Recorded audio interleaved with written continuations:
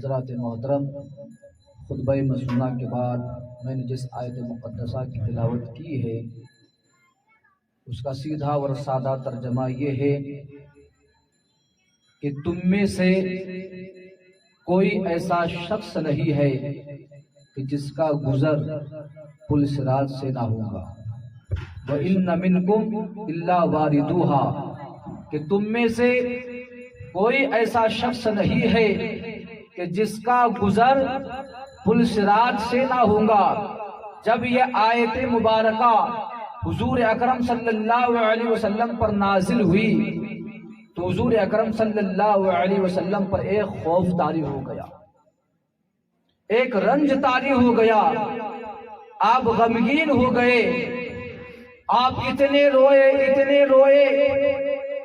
کہ روتے روتے آپ کا دامن تر ہو گیا، آپ کی داڑھی مبارک آنسوؤں سے بھیگ گئی، آپ کا چہرہ انور سرخ ہو گیا۔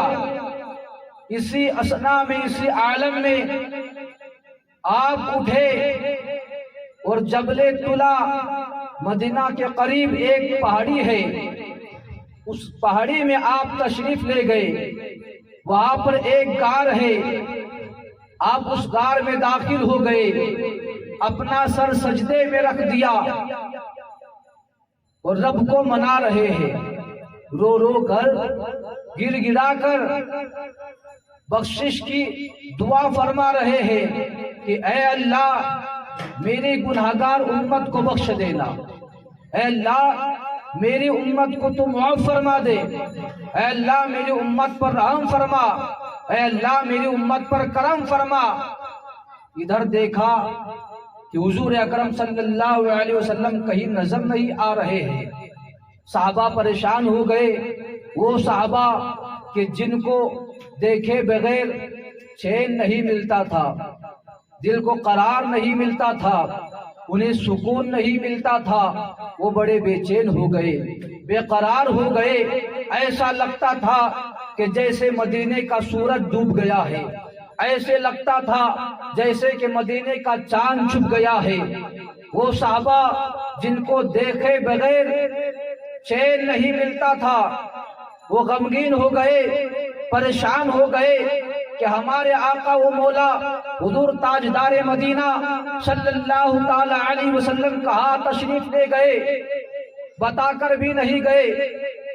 حضرات محترم، وہ ایسے صحابہ تھے جو اصحاب صفہ میں سے تھے، تقریباً 70 یا 72 ایسے صحابہ تھے جن کو اصحاب صفہ کہا جاتا ہے۔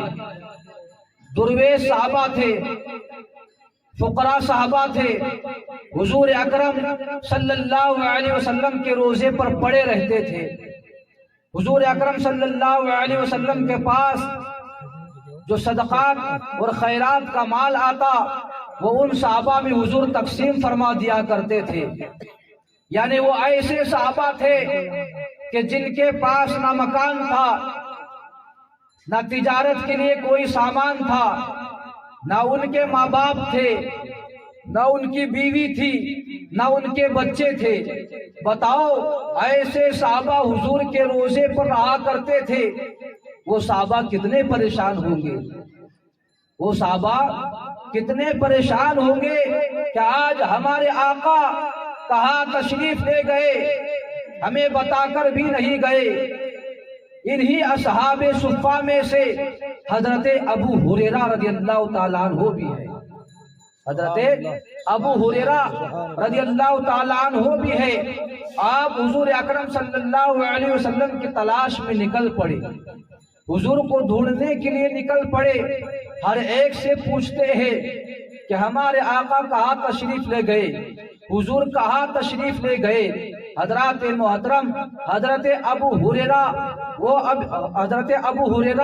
وہ صحابہ ہے کہ ایک مرتبہ حضور اکرم صلی اللہ علیہ وسلم نے ارشاد فرمایا کہ اے ابو ہریرہ، آج تم نے مجھ سے مل لیا ہے، کل نہ ملنا بلکہ پرسوں ملنا، یعنی ایک دن چھوڑ کے دوسرے دن ملنا، اس لیے کہ ناغہ کرنے سے، وقفہ کرنے سے تھوڑے ٹائم یعنی دیر کے بعد ملنے سے محبت پیدا ہوتی ہے، روز روز ملنے سے محبت ختم ہوتی ہے، تو آپ روز نہ ملا کرو۔ اے ابو ہریرہ ایک دن چھوڑ کر دوسرے دن ملا کرو۔ حضرت ابو ہریرہ رضی اللہ تعالیٰ عنہ نے حکم کی تعمیل کی، لیکن تھوڑے دور گئے اور آپ زارو قطار رونے لگ گئے، آپ زارو قطار رونے لگ گئے۔ حضور اکرم نے کہا کہ ابو ہریرہ روتے کیوں ہو؟ کہا یا رسول اللہ آپ نے فرمایا ہے کہ روز نہ ملا کرو، ناگا کر کے ملا کرو، میں سوچ رہا ہوں کہ کل کا دن آپ کو دیکھے بغیر کیسے گزرے گا۔ یا رسول اللہ اس دیوانے پر یہ قید نہ لگائیے، یہ پابندی نہ لگائیے، بلکہ روز ملنے کی سعادت نصیب فرمائیے، روز ملنے کا حکم یعنی اجازت فرما دیجئے۔ حضرات محترم تو وہ صحابہ کہ جن کو دیکھے بغیر چین نہیں ملتا تھا، سکون نہیں ملتا تھا، انہی میں سے حضرت ابو ہریرہ رضی اللہ تعالیٰ عنہ بھی ہے۔ حضرت ابو ہریرہ حضور اکرم صلی اللہ علیہ وسلم کی تلاش میں نکل پڑے، ہر ایک سے پوچھتے ہیں، سننے کا مقام ہے۔ حضرات محترم اس گفتگو کو اپنے دل میں بہتا لو، یعنی غور و فکر کے ساتھ اس گفتگو کو سماعت کرو۔ حضور اکرم صلی اللہ علیہ وسلم کی تلاش میں حضرت ابو ہریرہ نکل گئے، ہر ایک سے پوچھ رہے ہیں کہ حضور کہاں تشریف لے گئے؟ کہیں پر بھی حضور کا نام و نشان نہیں ہے، کہیں پر بھی پتہ نہیں چل رہا ہے کہ حضور کہاں تشریف لے گئے۔ آپ چلتے چلتے مدینہ کے پار نکل گئے، جنگلوں یعنی پہاڑیوں کے قریب آپ جب پہنچے تو آپ نے کیا دیکھا کہ ایک چرواہا اپنی بکریوں کو چرا رہا ہے۔ حضرت ابو ہریرہ نے خیال فرمایا کہ اس چرواہے سے میں پوچھتا ہوں، شاید اس نے ہمارے آقا کو دیکھا ہو۔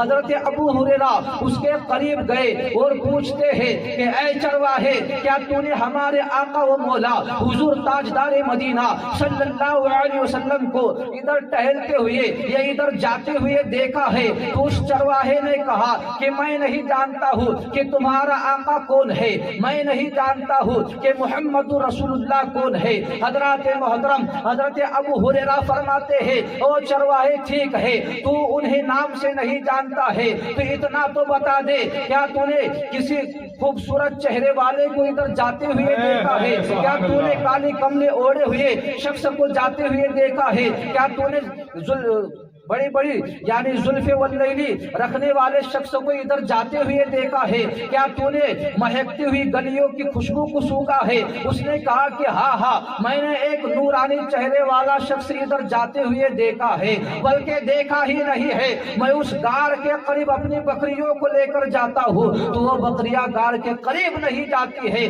بلکہ وہاں سے اپنا سر جھکا کر واپس لوٹتی ہے، روتے ہے اور کھانا پینا وہ چھوڑ دیتی ہے۔ حضرات محترم تو میں نے غار میں ایک آواز سنی ہے۔ حضرت ابو ہریرہ فرماتے ہیں کہ بتاؤ جلدی سے بتاؤ وہ آواز کیا آواز ہے؟ کہا ایک شخص ایسی درد بھری آواز میں روتا ہے کہ میرا دل جانے کو نہیں کہتا ہے، یعنی رونگٹے کھڑے ہو جاتے ہیں، دل کانپنے لگتا ہے کہ ایسا آخر کون شخص ہے؟ 2 دن ہو گئے، 3 دن ہو گئے، اس غار سے رونے کی آواز آ رہی ہے، صدائیں بلند ہو رہی ہے اور میری بکریوں نے کھانا پینا چھوڑ دیا ہے۔ حضرات محترم حضرت ابو ہریرہ فرماتے ہیں کہ جلدی بتاؤ وہ روتے ہوئے کیا کہتے ہیں؟ تو وہ چرواہا کہتا ہے کہ وہ روتے ہوئے رب حبل امتی رب حبل امتی کی صدائیں لگاتے ہیں۔ حضرات محترم یعنی اے اللہ میری امت کو بخش دے، اے اللہ میری امت کو بخش دے۔ حضرت ابو ہریرہ سمجھ گئے کہ میرے آقا و مولا ہی ہے، حضور تاجدار مدینہ صلی اللہ علیہ وسلم ہی ہے۔ فوراً دوڑے، جانے کے بعد میں عرض کرتے ہیں کہ یا رسول اللہ صلی اللہ علیہ وسلم کیا معاملہ پیش آیا؟ آپ 3 دن سے اس غار میں ہیں، نہ آپ نے کچھ کھایا ہے نہ آپ نے کچھ پیا ہے، ہم بڑے پریشان ہیں۔ سارے صحابہ آپ کے تلاش میں نکل پڑے ہیں کہ حضور کہاں تشریف لے گئے، حضور کہاں چلے گئے۔ حضرات محترم حضرت ابو ہریرہ فرماتے ہیں کہ یا رسول اللہ آپ کو کس چیز کی فکر لاحق ہوئی؟ آپ کو کس چیز کا غم ہے؟ آپ کیوں پریشان ہیں؟ میرے آقا و مولا مولا اور ہم سب کے آقا و مولا حضور تاجدار مدینہ صلی اللہ علیہ وسلم ارشاد فرماتے ہیں، اے ابو ہریرہ مجھ پر آیت مبارکہ نازل ہوئی ہے، وَإِنَّ مِنْكُمْ إِلَّا وَارِدُوهَا، کہ تم میں سے کوئی ایسا شخص نہیں ہے کہ جس کا گزر پل صراط سے نہ ہوگا۔ تو بتاؤ وہ پل صراط جو تلوار سے زیادہ تیز ہے، بال سے زیادہ باریک ہے اور 500 سال کا راستہ ہے، میری امت گناہگار ہے، میری امت ایسے راستے سے کیسے گزر فرمائیں گی، ایسے راستے سے کیسے گزریں گی؟ تو میں اس خوف میں یہ سوچ کر رو رہا ہوں کہ میری امت تو گناہگار ہے، میری امت گناہگار ہے اور ایسے راستے سے کیسے گزریں گی؟ تو میں دعا کر رہا ہوں کہ اے اللہ میری امت کو بخش دے، اے اللہ میری امت پر رحم فرما، اے اللہ میری امت پر کرم فرما۔ حضرات محترم حضرت ابو ہریرہ فرماتے ہیں، یا رسول اللہ آپ فکر نہ کریں، آپ کا رب آپ کی امت کو ضرور بخش دے گا، آپ کا رب آپ کی امت پر ضرور رحم فرمائے گا۔ آپ نے 3 دن سے کچھ نہیں کھایا ہے، نہ ہی کچھ پیا ہے، آپ اپنے سر کو سجدے سے اٹھائیے، چلو گھر پر تشریف لے چلتے ہیں۔ حضرت فاطمہ بھی بے چین ہے، حضرت علی بھی بے چین ہے، سارے صحابہ بے چین ہے، آپ کا انتظار کر رہے ہیں کہ حضور کہاں تشریف لے گئے۔ حضور فرماتے ہیں، اے ابو ہریرہ نہیں، میں سجدے سے سر اس وقت اٹھاؤں گا جب رب تبارک و تعالیٰ میری امت کو بخش دے گا، جب رب تبارک و تعالیٰ میری امت کو معاف فرما دے گا۔ حضور اکرم صلی اللہ علیہ وسلم نے پھر اپنا سر سجدے میں رکھ دیا۔ اللہ اکبر۔ حضرات محترم کہنے اور بتانے کا مطلب یہ ہے کہ آج وہ آقا و مولا حضور تاجدار مدینہ صلی اللہ علیہ وسلم جب پیدا ہوئے، اس زمین پر تشریف لائے، تو حضرت آمنہ جو حضور اکرم صلی اللہ علیہ وسلم کی والدہ ہے، وہ فرماتی ہے کہ جب میرے بیٹے محمد صلی اللہ علیہ وسلم کی ولادت ہوئی تو سجدے میں حضور نے سر رکھ دیا اور کیا کہا؟ رب حب لی امتی، اے اللہ میری امت کو بخش دے، اے اللہ میری امت کو بخش دے۔ حضرات محترم تو جب پیدا ہوئے تو گناہگار امت کو یاد فرمایا، جب معراج پر تشریف لے گئے تو وہاں پر بھی آقا نے ہمیں یاد فرمایا ہے، وہاں پر بھی آقا نے بخشش کی دعا فرمائی ہے اور بخشش کے لیے کہا ہے کہ اے اللہ یہ سلامتی، یہ برکتیں، یہ رحمتیں میری گناہگار امت پر بھی نازل فرما، اور اے اللہ میری گناہگار امت کو بخش دے۔ جب حضور اکرم صلی اللہ علیہ وسلم کا وصال ہوا تو صحابہ نے دیکھا کہ جب آپ کو قبر انور میں اتارا گیا تو آپ کے لبہائے مبارک ہل رہے تھے، یعنی حضور گویا کہ کچھ بول رہے ہیں، کچھ کہہ رہے ہیں۔ تو صحابہ نے جب کان لگایا تو کیا سنا؟ حضور فرما رہے ہیں رب حبل امتی، رب حبل امتی، یعنی پیدا ہوئے تو رب حبل امتی، معراج پر گئے تو رب حبل امتی، قبر انور میں تشریف لے جا رہے ہیں تو رب حبل امتی۔ حضرات محترم تو آج ہم کیسے امتی ہیں کہ آج ان کے امتی ہونے کے باوجود، ان کا دم بھرنے کے باوجود ہم صرف نعرہ لگاتے ہیں، صرف ہم جو ہے یہ کہتے ہیں کہ ہم حضور کے عاشق ہیں، حضور کے دیوانے ہیں۔ حضرات محترم ایسا لگتا ہے کہ ہم حضور کے دیوانے نہیں ہیں، ایسا لگتا ہے کہ ہم حضور کی امت ہی نہیں ہے۔ اگر ہم حضور کی امت ہوتے، حضور کے دیوانے ہوتے تو حضور سے سچا پیار کرتے، حضور سے سچی محبت کرتے اور حضور کے نقش قدم پر چلنے والے بن جاتے، حضور کی سنتوں کو اپنانے والے سچے مسلمان بن جاتے۔ حضرات محترم لیکن بتاؤ ایسے کون سی برائی ہے، ایسا کون سا گناہ ہے کہ جو آج ہمارے اندر نہیں پایا جاتا ہے؟ جھوٹ ہمارے اندر پایا جاتا ہے، غیبت ہمارے اندر پائی جاتی ہے، زنا خوری ہمارے اندر پائی جاتی ہے، شراب خوری ہمارے اندر پائی جاتی ہے۔ غرض کے جتنے بھی بڑے بڑے گناہ ہیں، جتنے چھوٹے چھوٹے گناہ ہیں، سب ہمارے اندر پائے جا رہے ہیں۔ کون ایسا مسلمان ہے جو پابندی کے ساتھ نماز پڑھتا ہے؟ کون ایسا مسلمان ہے کہ جو کسی کا دل نہیں دکھاتا ہے؟ کون ایسا مسلمان ہے کہ جو حضور کی سنتوں پر عمل کر رہا ہے؟ اور کون ایسا مسلمان ہے جو نہیں جانتا ہے کہ ہمارے لیے کیا صحیح ہے اور کیا غلط ہے؟ کون ایسا مسلمان ہے جو نہیں جانتا ہے کہ کیا گناہ ہے اور کیا ثواب ہے، کیا نیکی ہے اور کیا عذاب ہے، جنت کیا ہے، جہنم کیا ہے؟ ہر مسلمان جانتا ہے، لیکن جاننے کے باوجود بھی وہ انجان بنا ہوا ہے۔ تو یہ محبت نہیں ہے، اسے بے وفائی کہیں گے، اسے دغا بازی کہیں گے، اسے غداری کہیں گے۔ حضرات محترم، تو حضور کی قربانی کو یاد کرو۔ یہ اسلام، یہ دین ہم تک اتنی آسانی سے نہیں پہنچا ہے، بلکہ بہت قربانیوں کے باوجود یہ دین ہم تک پہنچا ہے۔ ہم سمجھتے ہیں کہ یہ دین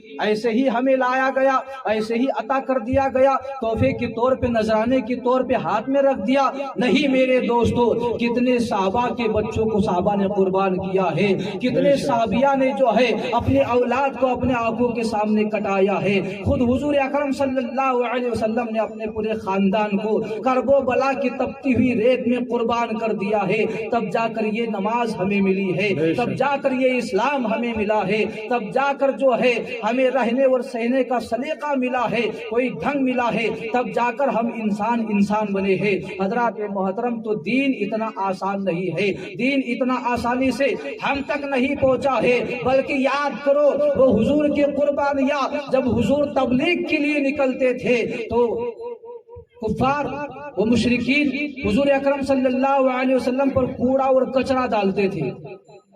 آپ کو کتنی تکلیف دی گئی، ایسے پتھر مارتے تھے کہ آپ کے جسم سے خون نکل آیا کرتا تھا۔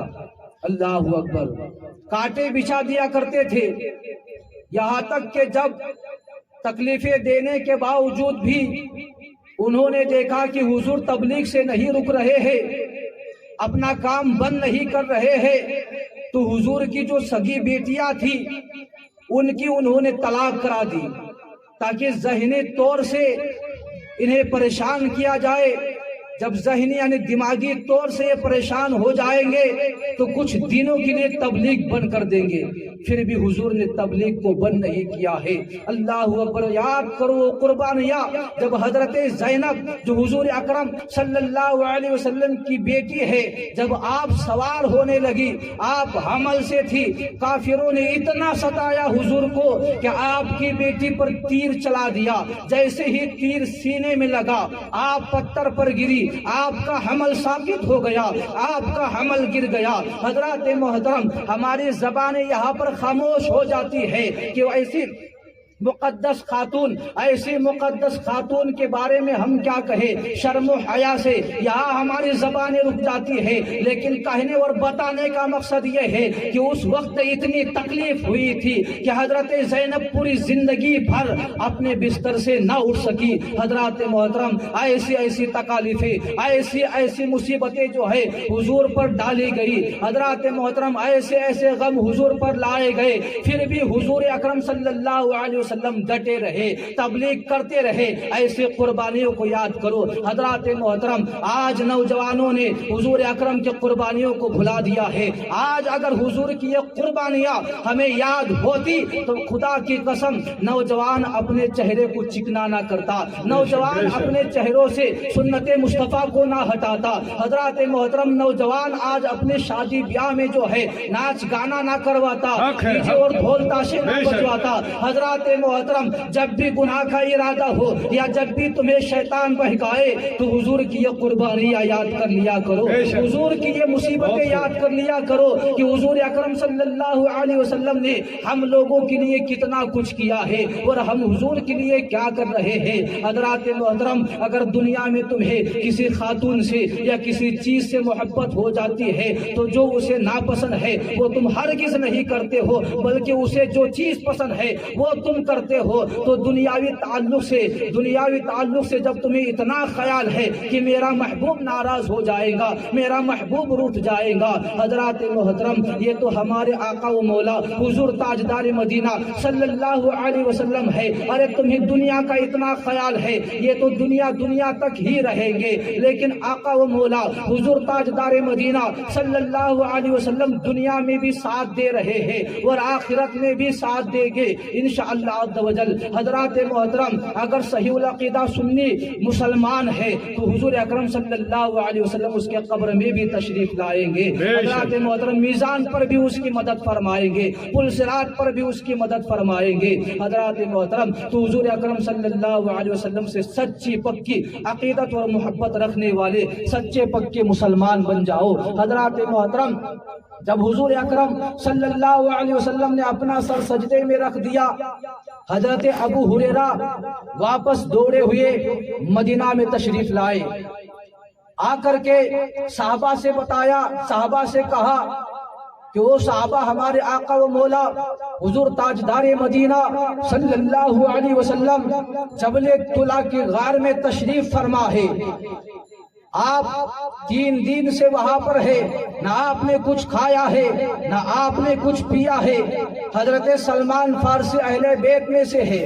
حضرت سلمان فارسی عرض کرتے ہیں کہ جب ایسی بات ہے کہ حضور سجدے سے سر نہیں اٹھا رہے ہیں تو حضرت فاطمہ کو ہم لے کر جائیں گے. حضرت فاطمہ کو ہم لے کر جائیں گے جو حضور کی لخت جگر ہے, جو حضور کی شہزادی ہے, جو حضور کی بیٹی ہے. حضور اکرم صلی اللہ علیہ وسلم جب اپنی بیٹی فاطمہ کے چہرے کو دیکھتے ہیں تو سارا غم دور ہو جاتا ہے, ساری پریشانی دور ہو جاتی ہے, ساری تھکاوٹ دور ہو جاتی ہے اور حضور خوش ہو جاتے ہیں, حضور مسکرا پڑتے ہیں.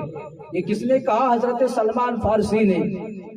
سب کے سب صحابہ گئے حضرت فاطمہ کے گھر پر, عرض کرتے ہیں کہ فاطمہ آپ کے ابا حضور فلا فلا غار میں تشریف فرما ہے, سجدے سے سر نہیں اٹھا رہے ہیں, کہہ رہے ہیں کہ رب تبارک و تعالی جب تک میری امت پر کرم نہ فرمائے گا میں اپنے سر کو سجدے سے نہ اٹھاؤں گا.